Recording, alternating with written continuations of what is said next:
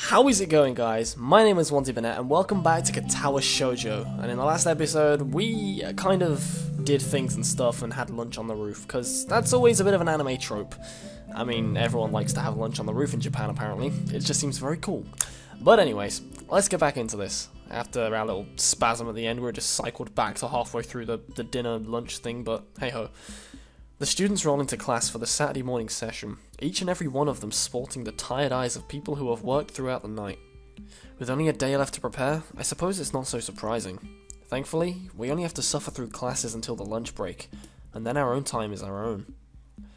Muto lurches into a class in a tired stagger.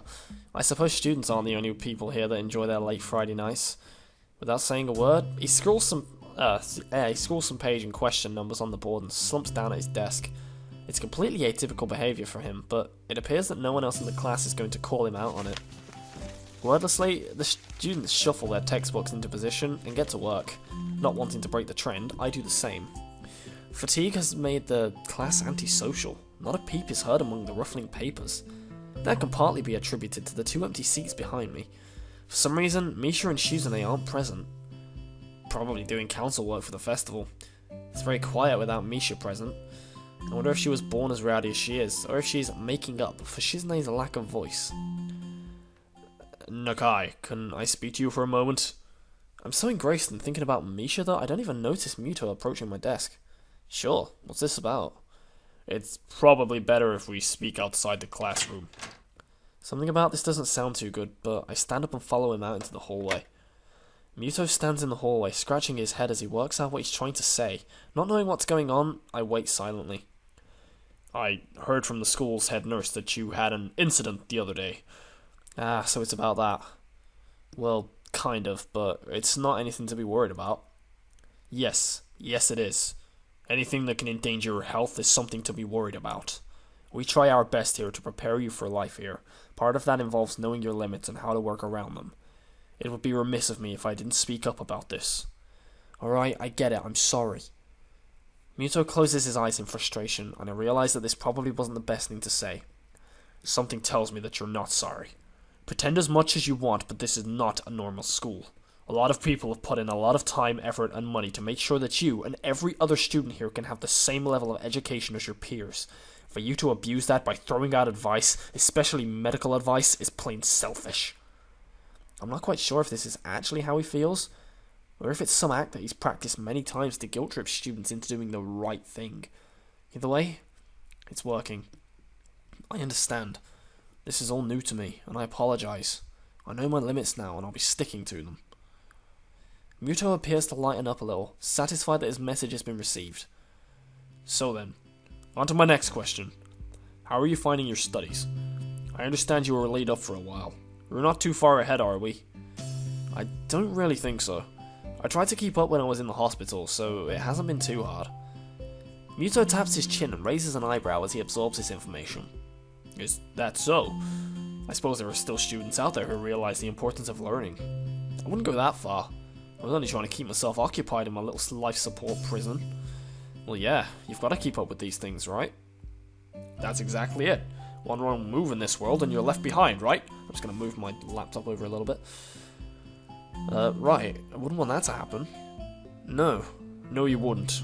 Every week there's a new scientific discovery. Most of them mean nothing to the layperson, but any one of them could be the key to the next big thing. I'll keep that in mind. It's obvious that Muto's serious talk is over, and he's gone back to his standard, slightly scatterbrained approach to life. I think, in hindsight, that I prefer him this way. He's slightly more predictable in his unpredictability. Well then, I think that's all I really had to say. Let's get back inside, shall we? My relief at that suggestion is insurmountable. Sure, you're the boss, right? Muto pauses for a moment. I don't think any of my students have ever said that to me before. For an instant, I consider replying to this, but something deep within me tells me to shut my mouth and get back in the classroom. A few of the students jump at the sound of the door, rapidly trying to pretend that they are working on the questions on the board. Some don't even bother, their heads slumped on the desk as they nap. Thankfully, it would appear that Muto does not even notice them. He returns to his desk and retrieves a scientific journal from one of the drawers. I guess I got to him there. The class returns to near silence that Muto and I left in before our chat. Mixed feelings of tiredness and anticipation buzz around the room. Everyone here is either waiting for a chance to rest or the chance to get their last-minute preparations underway. The clock on the wall slowly ticks the remaining class time away, until finally the bells cry out, ending the torment. Before you all leave, I expect the answers to those problems by Monday. The class sighs as one, instantly regretting slacking off, but still acutely aware of the more pressing issues at hand. The classroom empties into a blink, as everyone rushes to their last-minute festival preparations. I stay behind and try to finish the questions so I don't have to bother with it over the rest of the weekend, with the festival and all tomorrow. Apart from me, Hanako is the only one left, obviously waiting for Lily. It's weird that Lily comes all the way to our classroom to pick her up.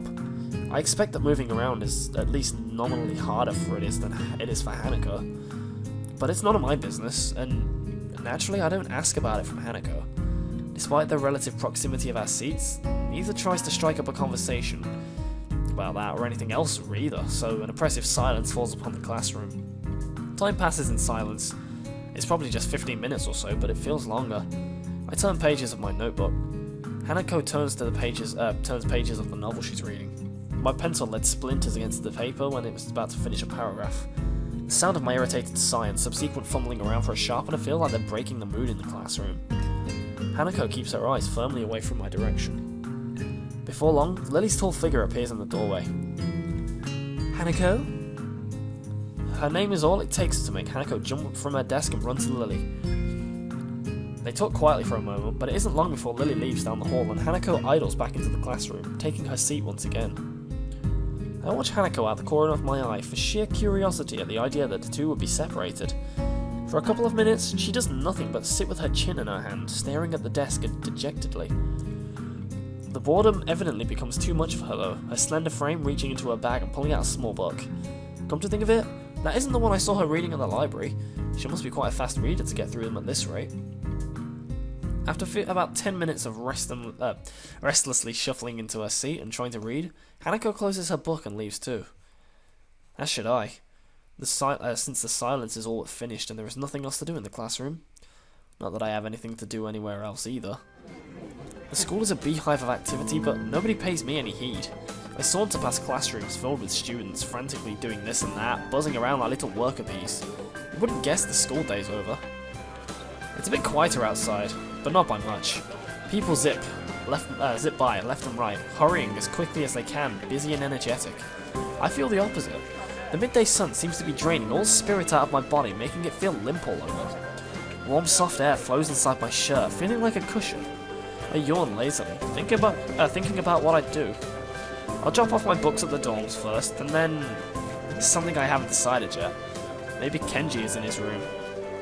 On the way to the dorms, I spot Emmy coming my way. Despite not having those weird prosthetics on, I wave at her and she skids to a stop. Yo, Hizao! Spatters of white and green paint adorn her nose and chin respectively, but her smile is wide, as it seems it always is. She leans closer to me, amplifying the feeling that she's examining me. What you doing? Nothing really. Don't have anything to do for the festival, and everyone seems to be doing something important. That's perfect. Then you can help me and Rin. With the festival preparations, I'm not sure if I would be of any help. That's fine. I'm not much help either. Emmy grabs my wrist and starts dragging me back inside the school quite forcefully. Even her walking speed is more like jogging, making me stumble over myself simply trying to keep up. The stairs slow me down a little bit. Maybe it's hard to climb with her legs, or maybe she's finally run out of breath. We go all the way back to the 3rd floor, and to the seniors' hallway ended up where I left 5 minutes ago. I could just as well have stayed here waiting for Emmy had I known. So, is Rin working on that mural still? That's right. She needs all kinds of paints and brushes and stuff, so I went to get them all from the art classroom. And you need me to help with that? Well, Rin told me you'd already helped her, so I thought you wouldn't mind. I see. So thanks to Emmy's flaky logic, here I am again, collecting stuff from the art classroom for other people. The room is empty apart from ourselves and the lonely specks of dust floating in the air. Emmy skips straight away to the back wall, digging out a tiny crumpled piece of paper from her pocket. While she tries to make sense of the scrawled handwriting, I take a closer look at the materials lying around here. Dozens of paint cans and bottles are arranged on the shelves in the most unorganized fashion. Some look like they've been left there for several decades, relics of previous art club generations. Next to the heavy stacks of neatly piled drawing paper are boxes full of different sized brushes and unsorted crayons. The smells of paint, turpentine, and fresh paper float in the stale air, mixing in my nostrils to form that unmistakable scent of art. Yes, Emmy, what are you saying? Just, why is the game pushing her onto me a lot? I've noticed at the moment the game's kind of pushing her and Rin more onto me, because at the start it was all Misha and Shizune, and then in the middle it was kind of more Hanako and Lily. Now it's just these two. I feel like the game's actually about to start. I feel like it's actually about to start, and the rest is just like, I feel like it's just building something up at the moment. I don't know. Emmy studies her notes, comparing them to the markings on the various paint cans, and passes them to me as she finds the correct matches. She stretches her neck to look at the topmost shelf, but it's not quite enough. Her eye level stays below the shelf no matter what she does. Emmy gives up and just looks up at the shelf longingly, like a child at a toy store, huffing in annoyance. After a moment of building anger, she starts jumping up and down, apparently trying to speed read the labels during the fraction of a second she can see them, and catch what she can. It's no surprise that she fails miserably, and almost manages to bring the entire shelf crashing down. Now I see why lending me a hand here would be useful. Come on, let me do that. You can't jump high enough, and I don't want you to hurt yourself trying. Also, I'm like twice your height. You are not! She turns around, flaring scorn, flushed cheeks and all. Just kidding, just kidding. Anyway, I'll look up there, okay? She glares at me one more time, but can't come up with a retort. With a grudging humph, turns her back to me. So I begin scrounging around the top shelf for paint, while below, Emmy crouches to scavenge what she can from the cupboards. I shake my head a little, after double-checking to ensure she can't see me do so. Emmy having a complex about her height was a surprise. I wouldn't have joked about it otherwise. She seems easygoing, but I guess everyone has their weak spots. Yes, mate! Only after we have almost all the items collected and spread out on a desk like a treasure hunter's spoils do I realise that it wasn't necessarily the height jab that got her riled up. She might not like to be told she can't do something, like jump. But Emmy herself seems to have forgotten all about it already. Quick to anger, quick to forgive. Is she that type of person? At least she doesn't seem to have taken anything to heart. She chatters away happily while we pick up the rest of the items and then make our way back to Rin. I chivalrously carry the bulk of the materials as we make our way towards the dormitories. Rin is really stressed about getting her painting done. It's her own fault though. She really should have started earlier. Is she going to make it? No idea. It looks good to me, but with with Rin, you never know what's going on. I found her this morning lying in front of the dorm in fetal position. She hadn't slept all night. I can't believe the night nurses hadn't found her. And now she's painting again like crazy. Yeah, I've noticed that she comes off as kinda unhinged, so to speak. Emmy giggles at that, as well as my likely too obvious awkwardness. I don't mind it, she's just a little weird sometimes. On that, I can agree with her. Unlike me, Emmy seems to be cool with Rin's, or whatever it is that feels so off about her. Still, they don't feel close like Misha and Shizune do.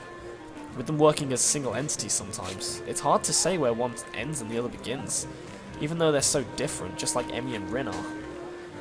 And Rin is the most different of them all, different from anyone else I've met. Yeah, I guess she's a very unique person. I return to that word again, as if it encompasses Rin's personality by itself, but really it's just a substitute for a lengthy description of her oddities. Emmy giggles as I grasp about for a properly descriptive word. She's just weird. You know, earlier she spent half an hour sitting on her box and stared at her toes. She giggles again in a way that makes me think she doesn't know what's funny about it. It just is. All that time. The working area is a mess, but the mural itself has taken over even more of the wall since I last saw it. The disfigured human figures have been mostly coloured in tones of red, pink and orange, weird imaginary things populating the spaces between.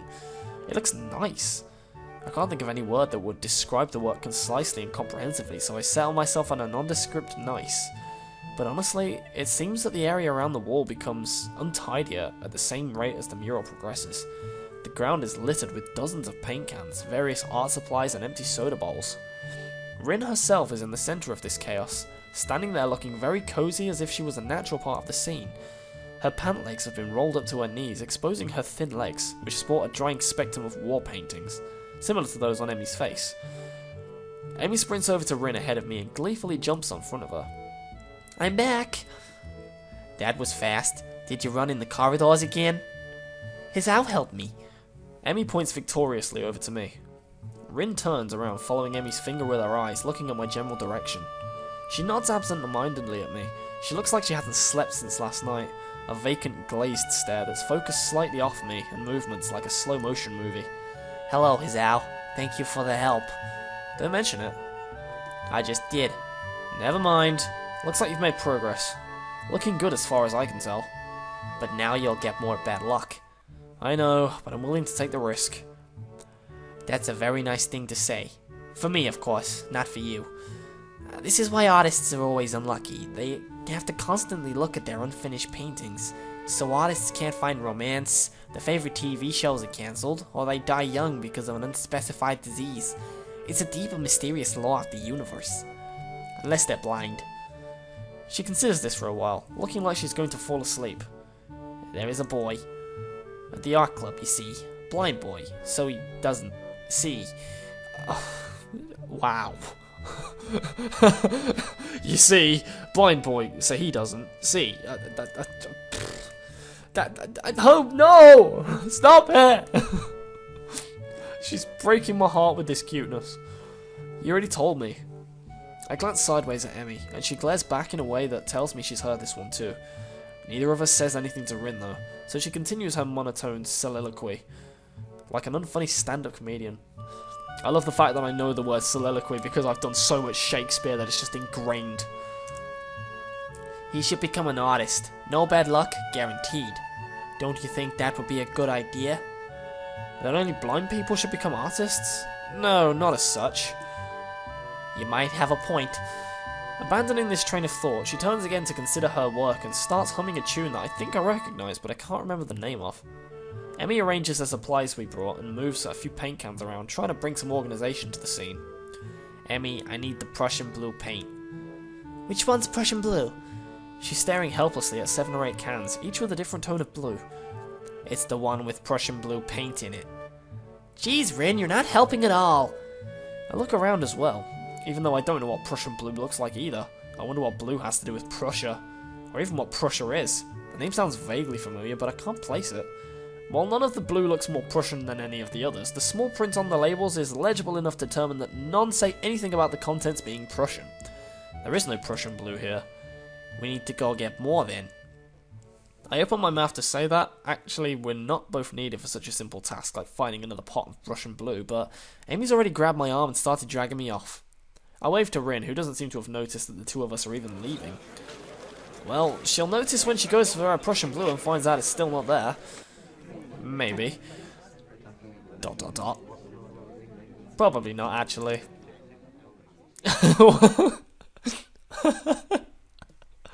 Probably not. While I'm busy thinking of how weird Rin is, Emmy's been dragging me back to the art classroom. I feel myself starting to run out of breath. What's the rush? Huh? Emmy's giving me an appraising look, as if she's trying to figure something out. It's just that you seem to be in a hurry. I'm not sure I can keep up. Comprehension dawns on her face. You're not out of breath, are you? There's almost an accusing playfulness to her tone. I'm tempted to deny it, but then I realise that I've been breathing heavy since we stopped. I guess it's kind of obvious. A little. Not everybody can be in shape, you know. Takes all kinds, right? Emmy frowns. It's not a particularly good frown. That is, I should get in shape? Not that I hadn't already decided to try for that. After that flutter on the track, I figured there's a real need to get in some kind of a running habit. I was, after all, feeling pretty good until I had my false alarm. Well, actually I wasn't, but it was fun? Meanwhile, my comment seems to have helped Emmy come to a sort of decision. Well, that's it then. She gives me a serious look. You're joining me. I beg your pardon? In the mornings. You and I are now running partners. I've got a routine all planned out. In fact, she produces a crumpled sheet of paper. I've got it right here with me. I take the sheet of paper and give it a glance over. Times, dates, and laps all laid out. A slow increase from just a few laps of data. My God! Does she expect to have me running marathons? And where did she find the time to get all this together? How long has she been planning this anyway? You've been planning this? A little. But it's really the nurse's idea. He told me to keep an eye on you, to make sure you keep exercise like he told you to. A vast conspiracy? Maybe Kenji's onto something here. This seems a bit much for keeping an eye on me.